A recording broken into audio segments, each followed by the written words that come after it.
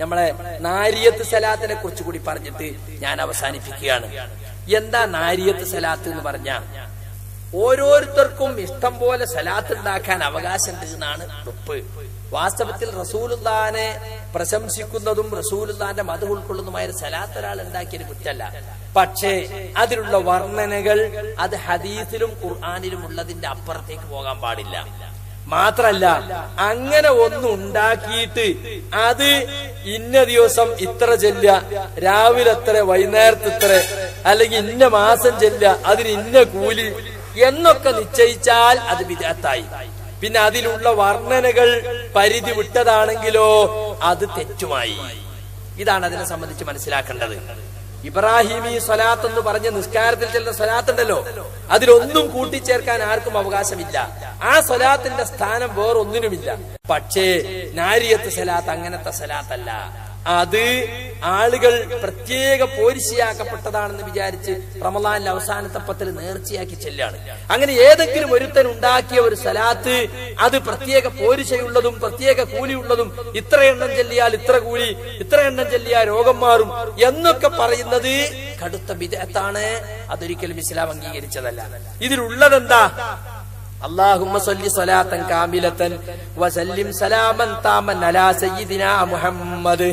മുഹമ്മദ് നബിക്ക് സമ്പൂർണമായ സ്വലാത്തും സമ്പൂർണമായ സലാമും നൽകണേ, രക്ഷയും സമാധാനവും നൽകണേ എന്ന് പറഞ്ഞിട്ട് അല്ലദീ തൻഹല്ലു ബിഹിൽ ഉഖദ്, നബിയെ കൊണ്ടാണ് എല്ലാ കെട്ടിക്കുടുക്കളും അഴിയുന്നത്.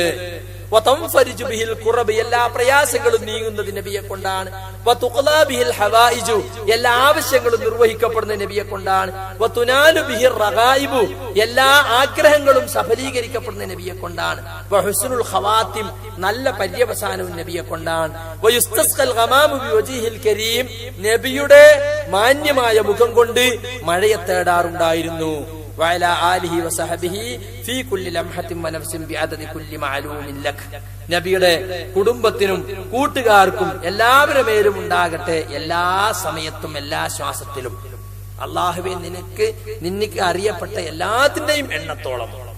ഇതാണ് ഇതിലുള്ളത്. ഇതിൽ സുഹൃത്തുക്കളെ അതിവർണ്ണനയാണിത്.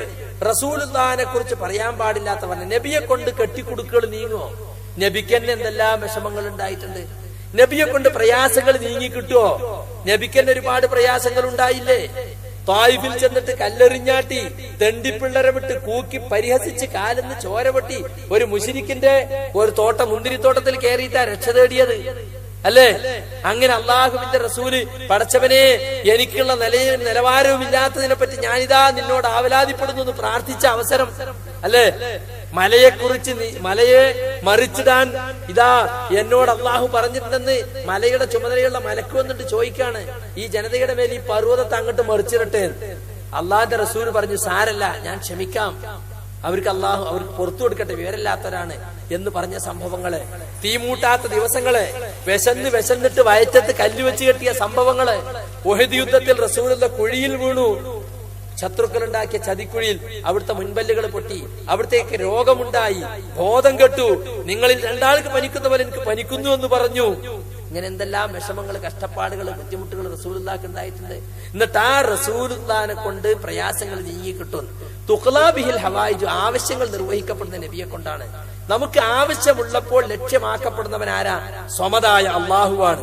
സ്വമദ് എന്നതിന്റെ അർത്ഥം തന്നെ അൽ മഖ്സൂദു ഫിർ റഗായിബി വൽ മുസ്തഗാസു ബിഹി ഇൻദൽ മസായിബിന, ആഗ്രഹങ്ങളുള്ള സമയത്ത് ലക്ഷ്യമാക്കപ്പെടുന്നവൻ, ആപത്തുകളുള്ളപ്പോൾ സഹായം തേടപ്പെടുന്നവൻ. അൽ മസ്മൂദു ഇലൈഹി ബിൽ ഹവായിജി അൽ മഖ്സൂദു ബിഹാ, കണ്ടോ? ആവശ്യങ്ങൾ ഉണ്ടാകുമ്പോൾ ലക്ഷ്യമാക്കപ്പെടുന്നവൻ അത് അള്ളാഹുവാണ്. അപ്പൊ അള്ളാഹുവിന്റെ സ്ഥാനത്തേക്ക് റസൂലുള്ളാഹിനെ ഉയർത്തിയിരിക്കുകയാണ് ഇവിടെ. റസൂലുള്ളാഹിനെ കൊണ്ട് നല്ല പര്യവസാനം ഉണ്ടാവും. അങ്ങനെയാണെങ്കിൽ സ്വന്തം എളാപ്പാക്ക് നല്ല പര്യവസാനം ഉണ്ടാക്കാൻ നബിക്ക് എത്ര ആഗ്രഹം ഉണ്ടായിരുന്നു. എളാപ്പന്റെ ലാ ഇലാഹ ഇല്ലല്ലാഹ് ചൊല്ലി മരിക്കണമെന്ന് അല്ലേ? എളാപ്പ ഒന്ന് പറയും ലാ ഇലാഹ ഇല്ലല്ലാഹ്, പടച്ചോന്റെ അടുത്ത് എനിക്കൊന്ന് വാദിച്ചു നോക്കാലോ. പക്ഷെ അപ്പുറത്തിരുന്നിട്ട് അബൂജഹൽ പറയാണ്, തന്റെ ചാകാൻ നേരത്ത് പൂർവ്വപിതാക്കന്മാരെ മതോപേക്ഷിച്ച് ചത്തുപോണ്ടാന്ന്. അവസാനം വയലാ മില്ലത്തി അബ്ദുൽ മുത്തലിബിന്റെ മതത്തിലായിക്കൊണ്ട് എന്നിട്ടാ മരിച്ചത്. നല്ല പര്യവസാനം ഉണ്ടാക്കാൻ സാധിച്ചോ മുഹമ്മദ് നബിക്ക്? പിന്നെ റസൂലുള്ളാഹി സ്വല്ലല്ലാഹു അലൈഹി വസല്ലം കുട്ടിയായിരിക്കുന്ന സമയത്ത് വല്ലിപ്പ ആ മലർത്തിപ്പിടിച്ച കുട്ടിയെ കൊണ്ട് കഅബത്തിങ്ക പോയിട്ട് പ്രാർത്ഥിച്ചാൽ മഴ കിട്ടിയിരുന്നു എന്നാണ്.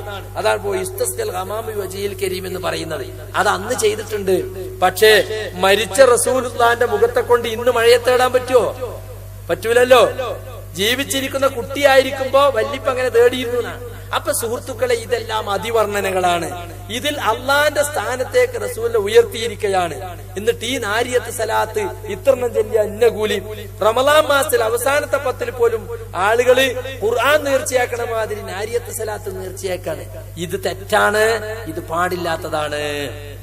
ഒരാൾക്കൊരു സ്വലാത്ത് ഉണ്ടാക്കാൻ റസൂലുള്ളാഹിനെ പരിധി വിട്ട് പ്രശംസിക്കാത്ത റസൂലുള്ളാഹിക്കുള്ള മഹത്വങ്ങൾ പറഞ്ഞിട്ട് അത് സ്വലാത്തിന്റെ കൂടെ ചേർത്ത് എഴുതിയിട്ടുണ്ട് ചില മഹാന്മാരൊക്കെ. അതിൽ അതിര് കവിഞ്ഞതുമുണ്ട്, അതിര് കവിയാത്തതുമുണ്ട്. അതിര് കവിഞ്ഞത് തെറ്റാണ് എന്ന് മാത്രമല്ല, ആ സലാത്തിന് ഒരു പ്രത്യേക പോരിശയും പറയാൻ പാടില്ല.